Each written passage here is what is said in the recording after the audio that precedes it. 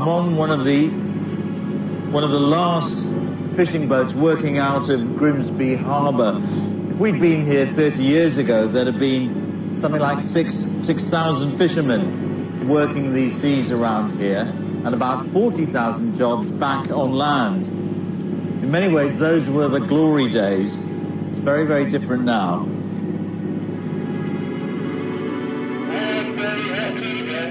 Paul Walker, who skippers the Hunter, is one of the last fishermen based in Grimsby. He's out fishing for crabs and lobster. If you and I were going out, say, 20 years ago, what would these seas have been like? How many boats would there have been out here? Oh, you'd have boats queuing up to get in and out of Grimsby, Really? To land fish. I can remember my dad taking me to Grimsby to buy the fish for a Friday for fish and chips, and seeing all the big Ross boats moored up on the north wall, all the seine nets over on the west quay. Now, I'm not an old man or anything, and I can remember that. And what's happened to all of those boats, all those fishermen? They've all been deregistered, decommissioned, and scrapped, basically. And the men? I suppose they're down the job centre of everybody else. It's, nowadays, you know, the fishing industry, it's just near enough non-existent.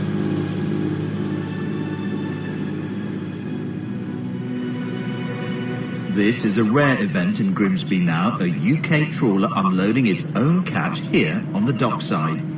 The UK is increasingly reliant on fish imports.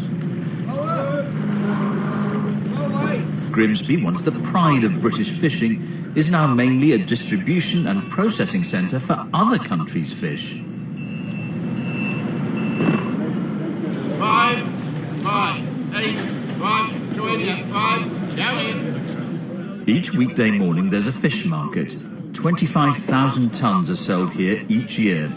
But that's nothing compared to some 60 years ago, when the Grimsby fishing fleet alone landed 200,000 tonnes over 12 months.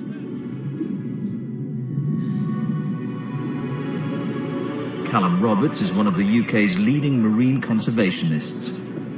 We're catching just a fraction of what we used to catch, and that's because there simply aren't the fish out there to catch anymore. 10, 50, 310, 15, MTL. Callum has been monitoring the fish stocks fall. When a trawler would bring up a net that was almost bursting, sometimes they couldn't actually haul it into the vessel, and so they'd have to scoop fish out, or it would burst at the side of the boat and they'd lose the entire catch.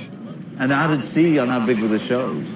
Well, some of them were enormous. There were reports in the 19th century of haddock shoals which were 150 miles long.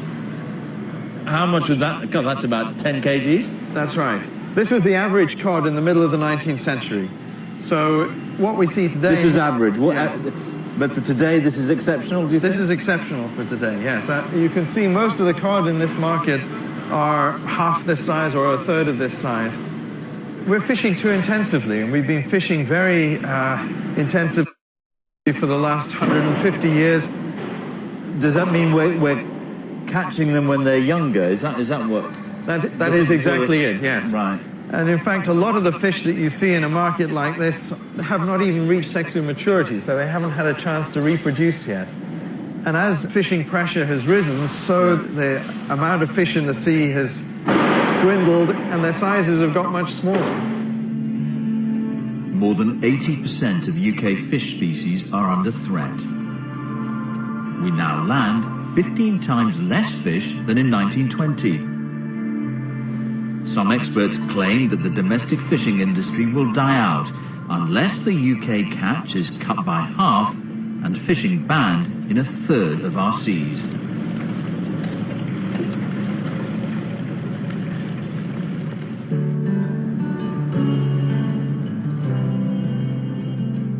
In Grimsby, they'll tell you they invented fish and chips and the fish finger. But how much longer will they be able to serve them?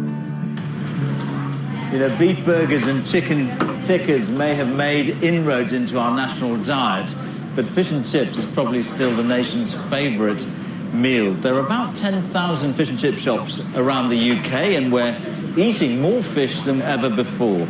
In fact, the whole seafood market in the UK is worth about £5.5 billion every year. I've been talking to some experts on fish stocks, and they say that 20, 30, 40 years from now, there might not be any fish. Well, if I'm still around, then I'll worry about it then. But it's one of them things, who knows what's going to happen. I think by then everything will be fish farmed.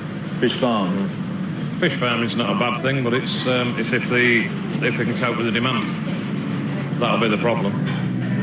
Dave, like so many of us, is just hoping for the best. But fish farming is not some miracle answer.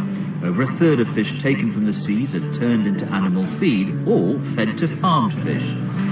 Yeah, then you can drop 2 jumbos in. Right. Which is the... There's the tail. Quite difficult to tell.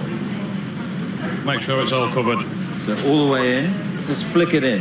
Yeah, just hold it there and then just sort of throw it back a bit. And it'll spike the batter. That's it. That's perfect. Was it? Yeah, you can have a job now.